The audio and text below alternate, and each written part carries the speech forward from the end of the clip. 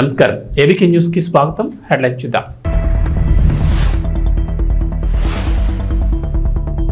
తెలుగుంటి ఆడపడుచులకు రాఖీ పండుగ శుభాకాంక్షలు. ఎక్స్ వేదికగా శుభాకాంక్షలు అందజేసిన చంద్రబాబు.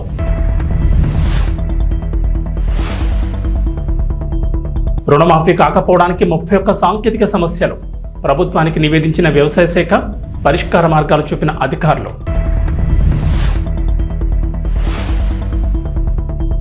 5 ఏళ్ల తర్వాత రాష్ట్రంలో ప్రారంభమైన అన్నా క్యాంటీన్లు. 5 రూపాయలకే ఆహారం అందజేస్తున్న కూటమి ప్రభుత్వం. ₹1 కోటి విరాళం ఇచ్చిన గోకరాజు గంగరాజు.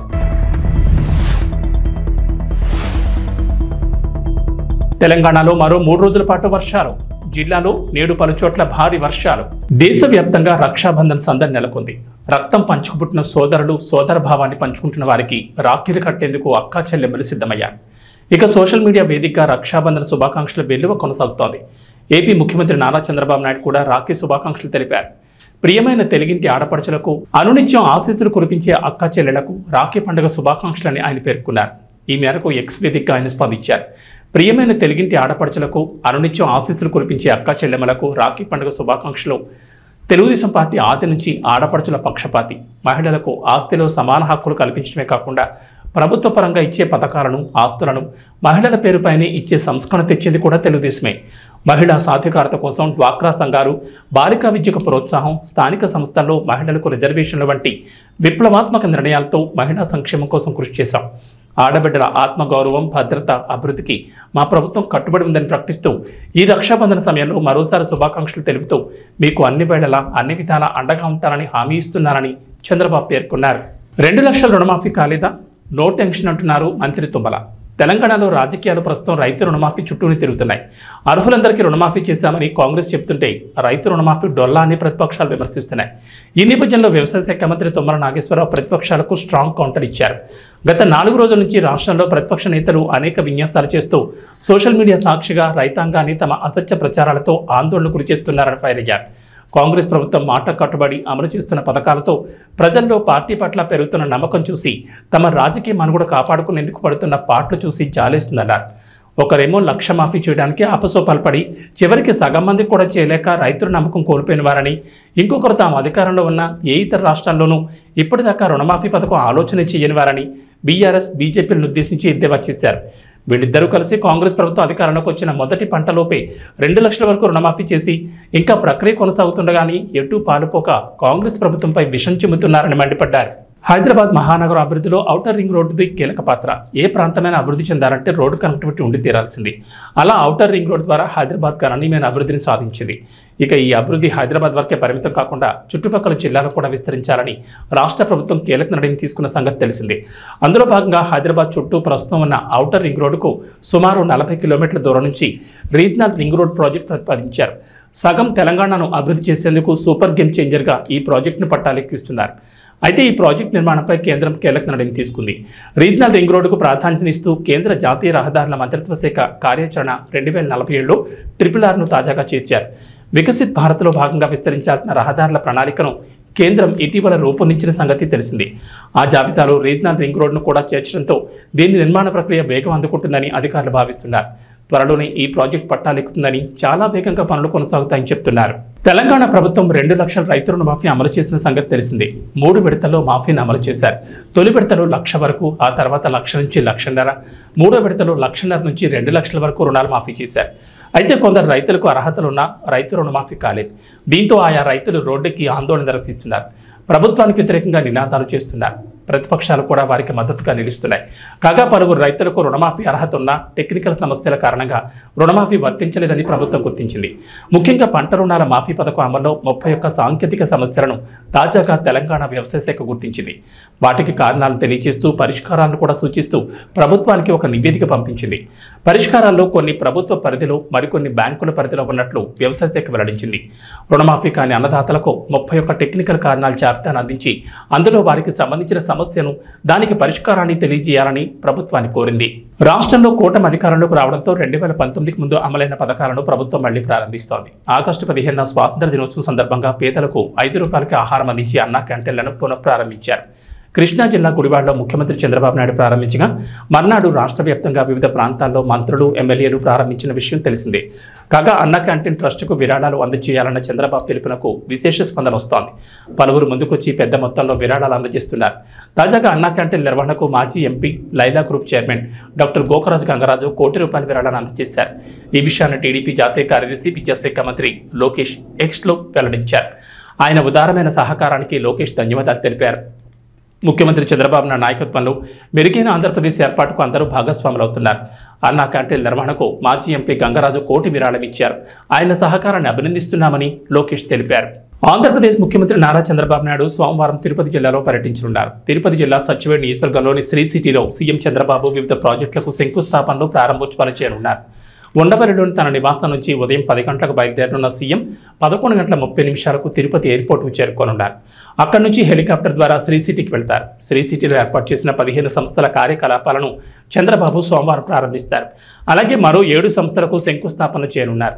900 కోట్ల పెట్టుబడులతో ఏర్పాటయ్యే ఈ సంస్థల ద్వారా 2740 మంది యువతకు ఉద్యోగ ఉపాధి అవకాశాలు దక్కనున్నాయి. అలాగే మరో 1213 కోట్ల పెట్టుబడులకు సంబంధించి 4 కంపెనీలతో ఏపీ ప్రభుత్వం ఒప్పందం కుదుర్చుకోనుంది. ప్రారంభోత్సవాలు శంకుస్థాపన తర్వాత శ్రీ సిటీ బిజినెస్ సెంటర్లో పలు కంపెనీల సీఈఓలతో చంద్రబాబు సమావేశమవుతారు. శ్రీ సిటీ పర్యటన తర్వాత నెల్లూరు జిల్లాకు వెళ్లిన చంద్రబాబు సోమశిల సాగునీటి ప్రాజెక్టును సందర్శిస్తారు. తిరిగి సాయంత్రానికి ఉండవల్లికి చేరుకుంటారని ముఖ్యమంత్రి కార్యాలయ వర్గాలు వెల్లడించాయి. శ్రీ సిటీలో సీఎం చంద్రబాబు నాయుడు చేతుల మీదుగా దక్షిణ కొరియా, ఇజ్రాయెల్, జపాన్, జర్మనీకి చెందిన సంస్థలతో పాటుగా దేశీయ సంస్థలు కూడా కార్యకలాపాలు ప్రారంభించనున్నాయి. మంత్రాలయంలోని శ్రీ గురు రాఘవేంద్ర స్వామివారి 353వ ఆరాధన మహోత్సవాల సందర్భంగా టీటీడీ తరపున ఈవో శ్యామలరావు దంపతులు ఆదివారం సాయంత్రం శేషవస్త్రం సమర్పించారు. ముందుగా మంత్రాలయం ఆలయం వద్దకు చేరుకున్న ఈవో దంపతులకు శ్రీ రాఘవేంద్ర స్వామి మఠం మేనేజర్లు ఎస్కే శ్రీనివాసరావు, వెంకటేష్ జోషి, మాధవ్ శెట్టి, శ్రీపదాచార్యులు, అర్చకులు సాంప్రదాయబద్ధంగా స్వాగతం పలికారు. అనంతరం శేషవస్త్రాన్ని ఊరేగింపుగా తీసుకుని వెళ్లి ఆలయంలో పీఠాధిపతి శ్రీ సుబుధేంద్ర తీర్థ స్వామివారికి అందించి శ్రీ రాఘవేంద్ర స్వామివారి దర్శనం చేసుకున్నారు. అనంతరం ఆలయ అధికారులు వారికి తీర్థప్రసాదాలు అందించారు. పీఠాధిపతి శ్రీ సుబుధేంద్ర తీర్థ స్వామివారు ఈవో దంపతులకు శేషవస్త్రం, శ్రీ రాఘవేంద్ర స్వామి మెమంటో, ఫల మంత్రాక్షతలు ఇచ్చి ఆశీర్వదించారు.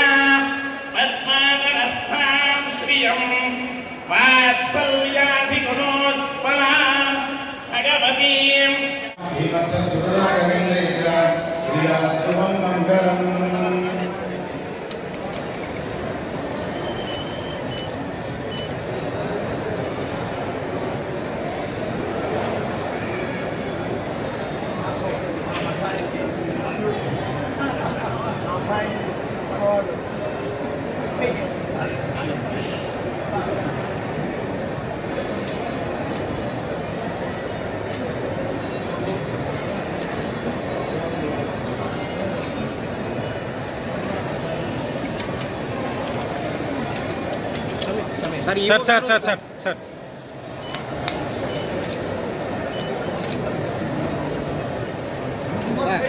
स्वामी जी बुद्धि ಪ್ರಾರ್ಥನೋತ್ಸವ, ಗೋ ಗಜಾಶ್ವ ಪೂಜೆಗಳು, ಲಕ್ಷ್ಮೀ ಪೂಜೆ ಮುಂತಾದ ಕಾರ್ಯಕ್ರಮಗಳು ಪ್ರಾರಂಭವಾಗುತ್ತವೆ. ಧ್ವಜಾರೋಹಣ ಶ್ರೀಮಠದ ಹೊರಗಿನ ಪ್ರಾಂಗಣದಲ್ಲಿ ನಡೆಯುತ್ತದೆ. ಎಲ್ಲರೂ ಸಕಾಲಕ್ಕೆ ಕಾರ್ಯಕ್ರಮದ నంద్యాల జిల్లా డోన్పట్నంలో ఆదివారం రాత్రి ఎన్ఎస్యూ ఆధ్వర్యంలో కొవ్వొత్తులతో నిరసన కార్యక్రమం చేపట్టారు. దేశవ్యాప్తంగా మహిళలపై జరుగుతున్న అత్యాచారాలు రోజురోజుకి పెరుగుతున్నాయని, అయితే ఇప్పుడు ఉన్నటువంటి చట్టాలు నిందితులను ఏమీ చేయలేకపోతున్నాయని, అందుకే మహిళా చట్టాల్లో మార్పులు తీసుకొచ్చే అవసరం ఎంతైనా ఉందని, మహిళలపై చేస్తున్న దాడులపై చట్టాలను మార్చి నిందితులకు తక్షణమే శిక్ష పడే విధంగా చట్టాలను తీసుకురావాలని డోన్లోని పాత బస్టాండ్ సర్కిల్ గాంధీ విగ్రహం ఎదుట కొవ్వొత్తుల ప్రదర్శన చేపట్టారు. ఈ కార్యక్రమంలో ఎన్ఎస్యూఐ తెలుగు విజయ్ కుమార్, యువకులు శేక్ష్మవల్లి, అడ్వకేట్ సుబ్బు యాదవ్, విద్యార్థి సంఘ నాయకులు శివన్నను పాల్గొన్నారు. అనంతరం మాట్లాడుతూ ఈ నెల ఆగస్టు 9న కోల్కతాలో జరిగిన ట్రైనింగ్ డ్యూటీ మహిళా డాక్టర్పై సంజయ్ రాయ్ మరికొంతమంది దుండగులు అత్యాచారం చేసి ఇన్ని రోజులు అవుతున్నప్పటికీ కేవలం ఒక్కరిని మాత్రమే అరెస్ట్ చేసి మిగతా వారిని అరెస్ట్ చేయకపోవడం వెనుక ఉన్న కారణాలేంటో వారికి అర్థం కావడం లేదని, అయితే ట్రైనింగ్ డ్యూటీ డాక్టర్పై అతి కిరాతకంగా అత్యాచారానికి పాల్పడినట్లు వారిని ఉరితీయాలంటూ దేశవ్యాప్తంగా నినాదాలు చేస్తున్నారని, కేంద్ర రాష్ట్ర ప్రభుత్వాలు మాత్రం సిబిఐ విచారణంటూ కాలయాపన చేయడం ఏంటని, అయితే దేశంలో ఏదో ఒక మూలన ప్రతిరోజు మహిళలపై దాడులు జరుగుతూనే ఉన్నాయని, అయితే 2024 జనవరి నుంచి ఆగస్టు నెలలోపు దేశవ్యాప్తంగా 900 అత్యాచార కేసులు నమోదు కావడం చాలా బాధాకరమని, పరువు కోసం కేసులు నమోదు కానివి ఇంకెన్నో అని వారు ఆవేదన వ్యక్తం చేశారు. అక్కడ పనిచేస్తున్నటువంటి ఒక సిబ్బంది కాంటాక్ట్ బేసిక్లో పనిచేస్తున్నటువంటి సిబ్బంది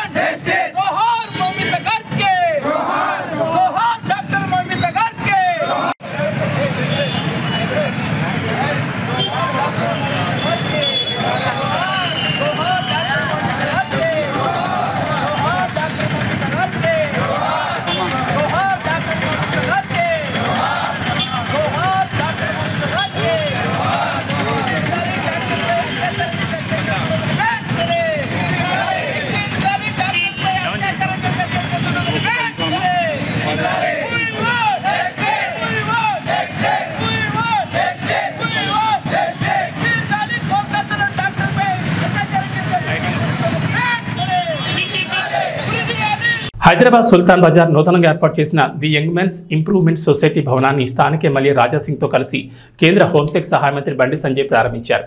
150 ఏళ్ల క్రితం ప్రారంభించిన సంస్థ అనేక మంది మహనీయుల మార్గదర్శకంలో కొనసాగడం అభినందనీయమని బండి సంజయ్ అన్నారు.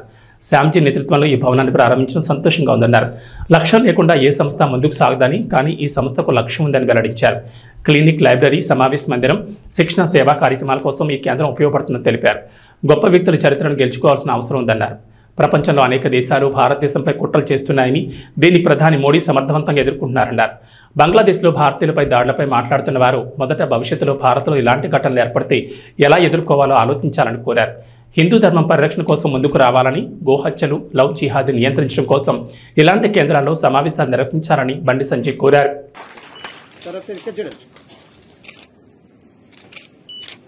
శ్రీ రాజాసింగ్ జీ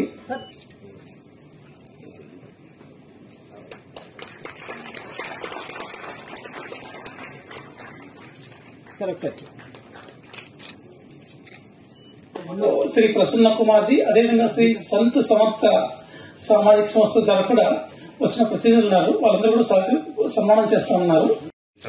ప్రారంభించినటువంటి ఈ సంస్థ అనేక మంది మహానుభావుల యొక్క మార్గదర్శనంలో ఇప్పటి వరకు కూడా ఇంకా కొనసాగుతుండడం, ఇన్ని సంవత్సరాల తర్వాత పెద్దలు శ్యామ్జీ వారు ముందుకు వచ్చి తప్పకుండా దీనికి ఒక భవనం ఉండాలి, అనేక కార్యక్రమాలు నిర్వహిస్తున్నాం, ఒక కేంద్రంగా మనం ఏర్పాటు చేసుకోవాలని చెప్పి ఒక సంకల్పం తీసుకుని వారి నేతృత్వంలో వారి యొక్క ఆలోచన మేరకు ఇంత మంచి భవనాన్ని ఈరోజు ప్రారంభించుకోవడం నిజంగా చాలా సంతోషం. సంస్థకు ఏ సంస్థకైనా ఒక లక్ష్యం లేకుండా సంస్థ ముందుకు సాగే పరిస్థితి ఉండదు. ఇప్పటివరకు పెద్దలు శ్యామ్జీ వారు చెప్పినట్టు సంస్థకు లక్ష్యం ఉంది. ఆ లక్ష్యాన్ని చేరుకోవాలంటే ఒక కేంద్రం ఏర్పడాలి. ఇప్పుడు మనకు అనేక సందర్భాల్లో ఇవాళ ఈ బిల్డింగ్, క్లినిక్, లైబ్రరీ, దాంతోపాటు సమావేశం నిర్వహించుకోవడానికి హాలు, దాంతోపాటు సేవా కార్యక్రమాలు, ఉపాధి కోసం శిక్షణ ఇవ్వడము, విద్య, వైద్య, ఉపాధి, శిక్షణ సంబంధించి అనేక బస్తీల్లో కూడా ప్రజల్లో కూడా ఒక మంచి ఆలోచన కల్పించే విధంగా సేవా కార్యక్రమాలు చేయాలని చెప్పి ఆలోచనతో ఉండడం, దానికి కావాలంటే కేంద్రం కావాలి కాబట్టి ఇంత పెద్ద బిల్డింగ్, ఇది వేరే సంస్థకైతే ఇది పెద్ద కమర్షియల్ కాంప్లెక్స్ కట్టుకోవచ్చు. ఇక్కడ లక్షల రూపాయల రెంట్స్ వస్తాయి. దాంతో ఎక్కువ చిన్న భవనం తీసుకొని మనం ఒక కార్యాలయం పెట్టుకుంటే సరిపోతుంది. కానీ ఇతర ఆర్గనైజేషన్స్ కు మనకు ఉన్నటువంటి తేడా, ఇవాళ మన ఆర్గనైజేషన్ సంబంధించి ఇంతకుముందు శ్యామ్జీ వారు చెప్పినట్టు అయితే కేశవ మెమోరియల్ లేకుంటే ఆర్వికే వేరే చాలా కేంద్రాలు, చాలా సెంటర్స్, హాల్స్ కూడా మనకి ఇచ్చే పరిస్థితి లేదు. కొంతమంది భయానికి ఇయ్యరు, కొంతమంది ఇయ్యొద్దనియరు, కొంతమంది ఇచ్చే ఆలోచన ఉన్న మొహమాట పడుకుంటూ ఇచ్చే పరిస్థితి లేదన్న. ఇటువంటి పరిస్థితిలో ఒక మంచి ఆలోచనతో ఇంత మంచి భవన నిర్మాణం చేయడం చాలా సంతోషం. దాని పేరు కూడా మనం చూసినాం, రుద్రమ ధన్వంతరి ప్లస్ వీర సావర్కర్. గొప్ప వ్యక్తుల యొక్క చరిత్రను వచ్చిన అందరూ తెలుసుకోవాలి, చరిత్ర తెరమరు కాకుండా ఉండే ఆలోచనతో వాళ్ళని చూస్తాం మనం. కాబట్టి ఇటువంటి పరిస్థితిలో ఇంత మంచి భవనం నిర్మించడం చాలా సంతోషం. ఎందుకంటే దేశంలో ఉన్న పరిస్థితులు మనం తెలుసుకోవాలి, అన్నిటి గురించి చర్చించుకునే అవకాశం, అన్నిటి గురించి ఆలోచించుకునే అవకాశం, ఆచరణలో చూపెట్టే అవకాశం ఉంది. ఇంతకుముందు చెప్పినట్టు బంగ్లాదేశ్ పరిస్థితి తెలుసు. ఆ రోజు స్వామి వివేకానంద గారు చెప్పినట్టు తల్లి భారత మాతను విశ్వగురు స్థానంలో అత్యున్నత సింహాసనంలో, ప్రపంచంలో అత్యున్నత సింహాసనంలో కూర్చుంటే భారతదేశం యొక్క అస్థిరత్వాన్ని దెబ్బతీసే ప్రయత్నం చేస్తున్నారో మనం చూస్తున్నాం. దాన్ని నిర్వహిస్తున్న దేశం బంగ్లాదేశ్. చాలా మంది అంటూ ఉంటారు, మనం బంగ్లాదేశ్ లో హిందువుల దాడులు జరుగుతున్నాయి, వీళ్ళు మాట్లాడుతున్నారు, వాళ్ళు మాట్లాడతలేరు అని ఆలోచించడమే తప్ప వీళ్ళు మాట్లాడినా వాళ్ళు మాట్లాడకున్నా దాంతో ఒరిగేది లేదు. కానీ ఈ విధంగా ఆలోచిస్తున్న నేనేం చేస్తున్నా, రాబోయే రోజుల్లో ఇటువంటి పరిణామాలు భారతదేశంలో ఉత్పన్నమైతే నా ధర్మాన్ని, నా సమాజాన్ని, నా జాతిని ఏ విధంగా రక్షించుకోగలుగుతామని చెప్పి ఆలోచించేవాడే నిజమైన హిందూ, నిజమైన భారతీయుడు. నిత్య విమర్శలకు అవకాశం ఇవ్వకుండా నేనేం చేయగలుగుతా, రాబోయే రోజుల్లో భారతదేశంలో ఇటువంటి పరిణామాలు ఉత్పన్నమైతే నేను ఏం చేయగలుగుతా ఒక హిందూగా, ఒక భారతీయుడిగా ఆలోచించే పరిస్థితి రావాల్సిన అవసరం ఉంది.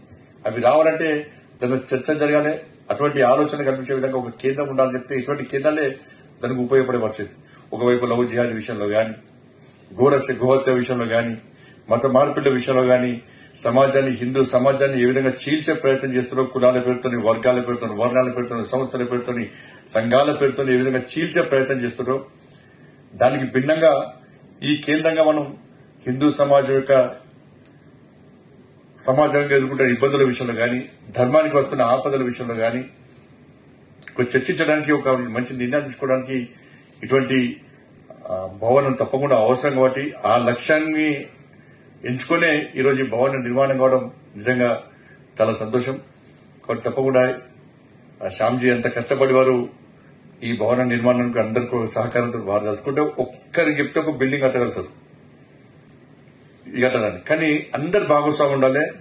ప్రతి ఒక్కరు కూడా ఈ భవనం నాది అని చెప్పి ఒక ఆలోచన వచ్చే విధంగా అందరి సహకారంతో, అందరి యొక్క ఆలోచనతో, ఒక మంచి ఆలోచనతో ఇలా ఈ భవన నిర్మాణం జరిగింది. కాబట్టి అందరం కూడా ఈ కేంద్రంగా ఈ లక్ష్యం కోసం ఈ భవనాన్ని నిర్మించుకున్నాము. తప్పకుండా ఆ లక్ష్యానికి అనుగుణంగా లక్ష్యాన్ని చేరే విధంగా మనం కష్టపడి పనిచేయాలని చెప్పి మీ అందరికీ విజ్ఞప్తి చేస్తూ ఒక మంచి కార్యక్రమంలో పాల్గొనడం చాలా సంతోషంగా ఉంది. మీ అందరూ కూడా హృదయపూర్వక ధన్యవాదాలు తెలియజేస్తూ ముగిస్తానని. वो आज पूर्ण हुआ है. जब मैं नगर निगम पार्षद था, जब पहली बार हमारे पद्मा गर्ज दीक्षित जी मुझे यहाँ पर बुलाए थे, उन्होंने बताया था कि किस प्रकार से हमारी संस्था यहाँ पर कार्य कर रही है. तो पहली बार जब मैंने देखा तभी उन्होंने बताया था कि इसको एक बहुत बड़ा एक भवन का एक रूप देने की योजना बन रही है और इसकी कमान श्यामजी भैया जी ने उठा ली है. बहुत सारा संघर्ष हुआ, बहुत सारे लोगों का सहयोग मिला, जिसे हमारे संजय भैया ने जो बताया कि अगर किसी एक को कह दे तो बड़ा भवन बन जाता, लेकिन सभी को जोड़कर इतना बड़ा भवन का जो निर्माण हुआ. और इस भवन के माध्यम से कई वर्षों से धार्मिक कार्यक्रम, हॉस्पिटल्स में अगर किसी को कुछ भी अगर ब्लड की आवश्यकता पड़े उस प्रकार के कार्यक्रम और धर्म प्रचार के कार्यक्रम, बहुत ही अच्छे कार्यक्रम इस पवित्र स्थान से होते आ रहे हैं. और इतना सुंदर भवन बना है और भी अच्छे कार्यक्रम इस पवित्र ఇక వాతావరణ విషయానికి వస్తే తెలంగాణలో వర్షాలు వెంటలేదు. గత కొన్ని రోజులుగా రాష్ట్రంలో వర్షాలు కురుస్తూనే ఉన్నాయి. దీంతో రాష్ట్రంలోని వాకులు వంకలు పొంగి పొర్లుతున్నాయి. జలాశయాలు ప్రాజెక్టులు నిండుకుండలా మారాయి. తాజాగా రాష్ట్రానికి మరోసారి రెయిన్ అలర్ట్ జారీ చేసింది హైదరాబాద్ వాతావరణ శాఖ. రాష్ట్రంలో మరో 3 రోజుల పాటు వర్షాలు కురుస్తాయని చెప్పింది. ఉత్తర కర్ణాటకను ఆనుకొని ఉన్న తెలంగాణ ప్రాంతంలో ఆవర్తనం విస్తరించిందని తెలంగాణ వాతావరణ శాఖ అధికారులు తెలిపారు. దీని ప్రభావంతో రాష్ట్రంలోని పలు జిల్లాల్లో ఓ మోస్తరు నుంచి భారీ వర్షాలకు ఛాన్స్ ఉందన్నారు. నేడు భూపాలపల్లి, ములుగు, భద్రాద్రి, మహబూబాబాద్, ఆదిలాబాద్, మంచిర్యాల, సిరిసిల్ల, కరీంనగర్, వరంగల్, హనుమకొండ, జనగాం జిల్లాలో భారీ వర్షాలు కురుస్తాయన్నారు. ఈ మేరకు ఆయా జిల్లాలకు అధికారులు ఎల్లో అలర్ట్ జారీ చేశారు. వికారాబాద్, సంగారెడ్డి, మెదక్, కామారెడ్డి, మహబూబ్ నగర్, సిద్దిపేట, యాదాద్రి, రంగారెడ్డి, హైదరాబాద్, నాగర్ కర్నూలు జిల్లాలో ఓ మోస్తరు వర్షాలకు ఛాన్స్ ఉందని చెప్పారు. భారీ వర్షాలకు తోడుగా గంటకు 30 నుంచి 40 కిలోమీటర్ల వేగంతో బలమైన ఈదురుగాలులు వీచే అవకాశం ఉందన్నారు. ఉరుములు, మెరుపులతో పాటు పిడుగులు పడే అవకాశం ఉందని జాగ్రత్తగా ఉండాలని ప్రజలకు హెచ్చరించారు. పొలం పనులకు వెళ్లేవారు జాగ్రత్తగా ఉండాలని, చెట్ల కింద బహిరంగ ప్రదేశాల్లో ఉండకూడదని వాతావరణ శాఖ అధికారులు చెబుతున్నారు. ఏబీ బులెటిన్ విశేషాలు. నమస్కారం.